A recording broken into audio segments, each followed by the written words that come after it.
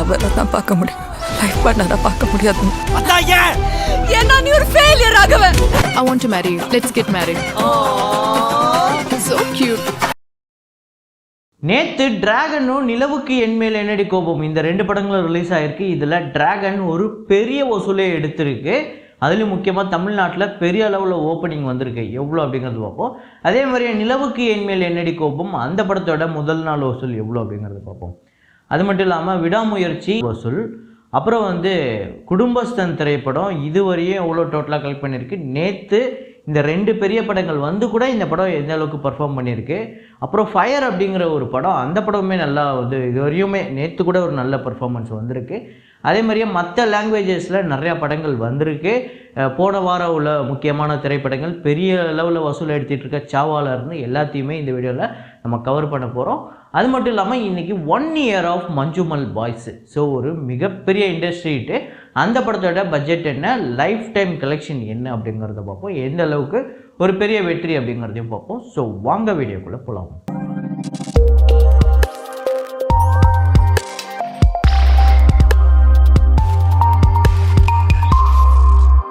நேற்று வீடியோவில் நான் ஒரு கெஸ் த ஃப்ரேம் அப்படிங்கிறத வச்சுருந்தேன். அதை நிறையா பேர் கரெக்டாக கெஸ் பண்ணியிருந்தீங்க. அது என்ன ஃப்ரேம் என்ன படம் அப்படிங்கிறத இப்போ பார்த்துட்டு வாங்க.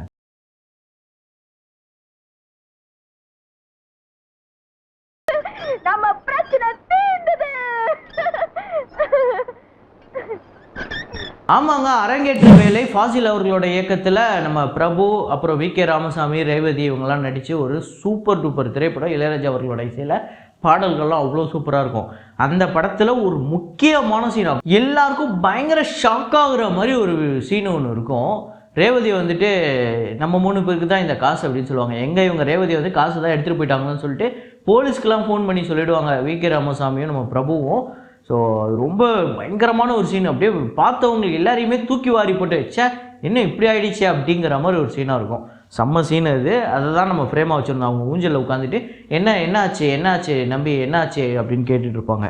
ஸோ அதை கரெக்டாக கெஸ் பண்ண முதல் 5 பேர் Noor Maski, 100 face, Aster Garden, Gurudevan Srinivasan, Karthikeyan, அப்புறம் லோகநாதன் லோகு. இந்த 5 பேர் தான் முதல்ல கரெக்டாக கெஸ் பண்ணியிருக்காங்க. இன்றைக்கி ஒரு டைலாக் ஒன்று போடுறேன், ஒரு ஆடியோ ஒன்று போடுறேன். அது என்ன படம் அப்படிங்கிறத கண்டுபிடிங்க. ஏனில் ஏறவனை பார்த்து அப்படி ஏறாத இப்படி ஏறாதன்னு அட்வைஸ் பண்ணதை விட ஏற ஏனி கொஞ்சம் பிடிச்சிட்டோன்னா அந்த தைரியத்தில் அவன் இன்னும் வேகமாக இருக்கிறான்ல, அந்த உதவி தான் நான் இப்போ பண்ண போகிறேன். ஸோ வசூலுக்குள்ளே போகிறதுக்கு முன்னாடி நிறைய பேர் வீடியோவை பார்க்குறவங்க லைக் அப்படிங்கிறத ப்ரெஸ் பண்ண மறந்துடுறீங்க. அதனால் லைக் அப்படிங்கிறத இப்போயே ப்ரெஸ் பண்ணிக்கோங்க. சப்ஸ்கிரைப் பண்ண மறந்துட்டு அப்படியே சும்மா பார்த்துட்டு இருக்கீங்க அப்படின்னா சப்ஸ்கிரைபும் பண்ணி பக்கத்தில் பெல் ஐக்கானும் ப்ரெஸ் பண்ணிக்கோங்க. ஸோ வசூலுக்குள்ளே போயிடலாம். கேப்டன் அமெரிக்கா த பிரேவ் நியூ வேர்ல்டு இந்த படத்தோட Day 8 கலெக்ஷன் இந்தியாவில் 47 லட்சம். ஸோ டோட்டலாக வேர்ல்டு வைடு $3.8 மில்லியன். ஸோ 33 கோடி வருது இந்தியன் கரன்சிக்கு. டோட்டலாக இந்த படம் இந்தியாவில் மட்டுமே 21,96 லட்சமும், வேர்ல்டு வைடு $216 மில்லியன் மேலே இந்த படம் கலெக்ட் பண்ணியிருக்கு. கிட்டத்தட்ட 1870 கோடிக்கு மேலே வருது. அப்புறம் நேசா 2 இந்த படத்தோட Day 24 சைனா கலெக்ஷன் $32 மில்லியன் நேற்று கலெக்ட் பண்ணியிருக்கு. டோட்டலாக இந்த படம் $1.75 பில்லியன் கலெக்ட் பண்ணியிருக்கு. சரியான வசூலை வாரி குவிச்சிக்கிட்டு இருக்குங்க. அப்புறம் சாவா நேற்றுமே ஒரு பெரிய கலெக்ஷன். அது இல்லாமல் ஓவர்சீஸில் சில கலெக்ஷன் அப்டேட்டும் இருக்குது. அது எல்லாத்தையுமே இன்க்ளூட் பண்ணியிருக்கேன்.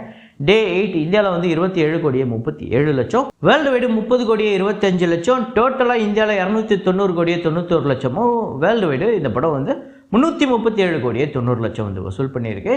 ஸோ சரியான கலெக்ஷன் எடுத்திருக்கு இந்த படம் 8 நாளில். மேரே ஹஸ்பண்டுக்கு பிவி அப்படிங்கிற ஒரு படம் இந்தியாவில் 1,83 லட்சம், வேர்ல்டு வைடு 2 கோடி 60 கோடி பட்ஜெட். 60 கோடி பட்ஜெட்னா இது ரொம்ப புவரான கலெக்ஷன் அப்படின்னு தான் நீங்கள் யோசிப்பீங்க. இவர் இதுக்கும் மேலே புவரஸ்ட்டாக சில சம்பவங்கள்லாம் பண்ணியிருக்காரு. அதில் முக்கியமான விஷயம் லேடி கில்லர் அப்படிங்கிற ஒரு படம். அந்த படத்தோட பட்ஜெட் 45 கோடி. அந்த படம் 1 லட்சம் தான் உலகம் முழுக்கவே வசூல் பண்ணியிருக்கு அப்படிங்கிறது சொன்னால் உங்களால் நம்ப முடியுமா?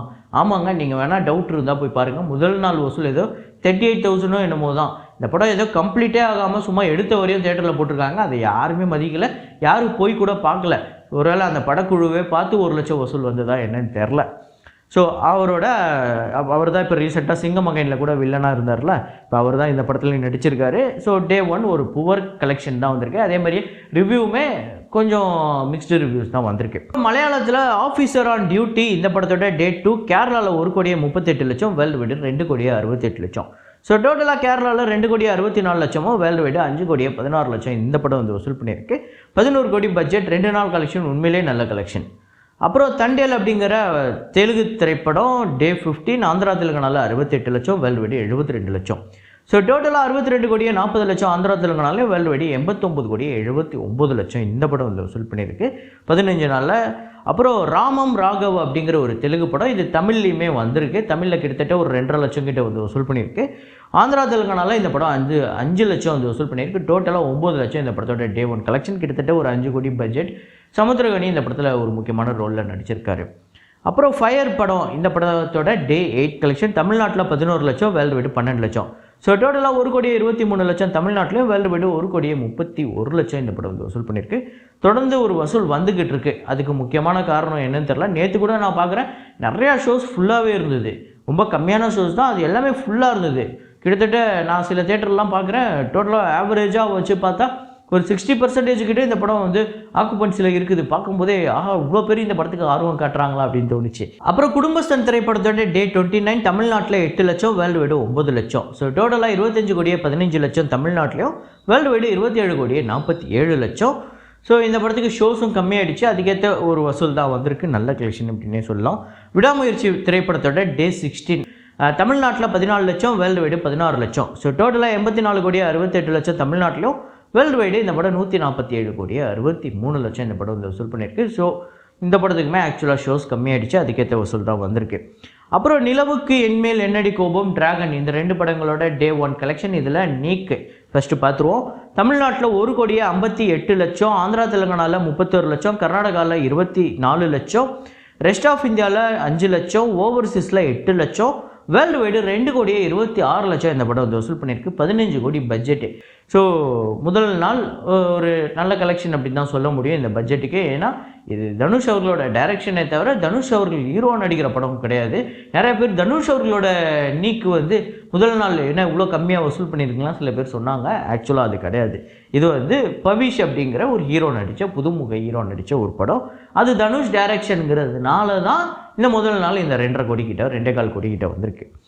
அப்புறம் டிராகன் திரைப்படத்தோட டே 1 ஆக்சுவலாக சரியான ஓப்பனிங்க. தமிழ்நாட்டில் 5 கோடியே 85 லட்சம் வந்து வசூல் பண்ணியிருக்கு. இதில் அல்டிமேட் என்னென்னா ஆந்திரா தெலுங்கானாவில் ஒரு சரியான ஓப்பனிங் இருக்குது. 1 கோடியே 20 லட்சம். கர்நாடகாவில் ஒரு 81 லட்சம். இது ஆந்திரா தெலுங்கானா, கர்நாடகா, தமிழ்நாடு 3 இடத்துலையுமே சரியான ஓப்பனிங் வந்திருக்கு.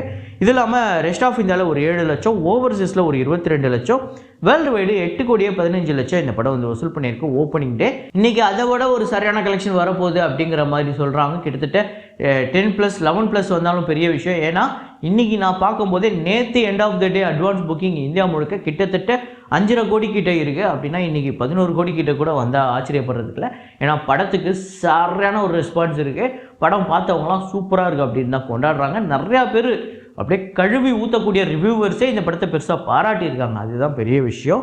40 கோடி பட்ஜெட் கிட்டத்தட்ட இந்த படத்துக்கு ஒரு சரியான ஓப்பனிங் வந்திருக்கு. ஸோ இந்த 2 படங்களோட ஓப்பனிங்கை பற்றி நீங்கள் என்ன நினைக்கிறீங்க? அப்புறம் டிராகன் ஒரு 100 கோடி வசூல் எடுக்கும் அப்படின்னு ஒரு பக்கம் சோஷியல் மீடியாவில் பேச்சு போய்கிட்டு இருக்கு. அதை பற்றி நீங்கள் என்ன நினைக்கிறீங்க அப்படிங்கிறத கமெண்ட்டில் போடுங்க. ஸோ அடுத்ததாக 1 year of Manjummel Boys. Manjummel Boys அப்படிங்கிறது ஒரு சரியான தரமான சம்பவங்க வசூல் ரீதியாக. இந்த படம் ஒரு இடத்துல ஒரு குறிப்பிட்டு ஒரு இடத்துல மட்டும் வசூல் பண்ணி மீதி இடத்துலலாம் நார்மலாக போன ஒரு படம் கிடையாது. ரிலீஸ் பண்ண எல்லா இடத்துலையுமே சக்கப்போடு போட்ட படம். முக்கியமாக இந்த படம் தமிழ்நாட்டில் கொண்டாடி தீர்த்த ஒரு படம். அதாவது போன வருஷம் 2024 ஸ்டார்டிங்கில் பார்த்திங்க அப்படின்னா பெருசாக தமிழ் படங்களுக்கு பெருசாக எந்த ஒரு வரவேற்பும் கிடைக்கல. முக்கியமாக எல்லா தமிழ் ரசிகர்களும் மலையாள சினிமாவில் வேறு லெவலில் வந்து ஆதரவு கொடுத்தாங்க. ஏன்னா அது கண்டென்ட்டுமே அப்படி தான் இருந்தது. இப்போ இந்த படத்துலையே பார்த்திங்க அப்படின்னா குணா அப்படிங்கிற அந்த படத்தோட விஷயமோ, அந்த படத்தில் இருக்கக்கூடிய பாட்டோ, அந்த கமல்ஹாசன் அவர்கள் பேசக்கூடிய டைலாகோ அதெல்லாம் அந்த படத்தில் இன்க்ளூட் ஆகிருக்கும். கிட்டத்தட்ட அந்த குணா கேவ் அப்படிங்கிறதே குணா படத்தோட அந்த விஷயந்தான். ஸோ இந்த படம் வசூல் ரீதியாக எல்லா இடத்துலையும் எப்படி பெர்ஃபார்ம் பண்ணியிருக்கு அப்படின்னு பார்த்தீங்கன்னா தமிழ்நாட்டில் 64 கோடியே 10 லட்சம், கேரளாவில் 76 கோடியே 23 லட்சம், ஆந்திரா தெலுங்கானாவில் 6 கோடியே 37 லட்சம், கர்நாடகாவில் 15 கோடியே 24 லட்சம், ரெஸ்ட் ஆஃப் இந்தியாவில் 3 கோடியே 14 லட்சம், ஓவர்சீஸில் 76 கோடியே 25 லட்சம், வேர்ல்டு வைடு 242 கோடியே 33 லட்சம் இந்த படம் வசூல் பண்ணியிருக்கு. 20 கோடி பட்ஜெட் அப்ராக்சிமேட்டாக 16 கோடி கிட்ட இந்த படத்துக்கு தேட்டரிக்கல் ரைட்ஸ் போயிருந்தது. 128 கோடிக்கு மேலே ஒரு படத்துக்கு ஷேர் வந்திருக்கு.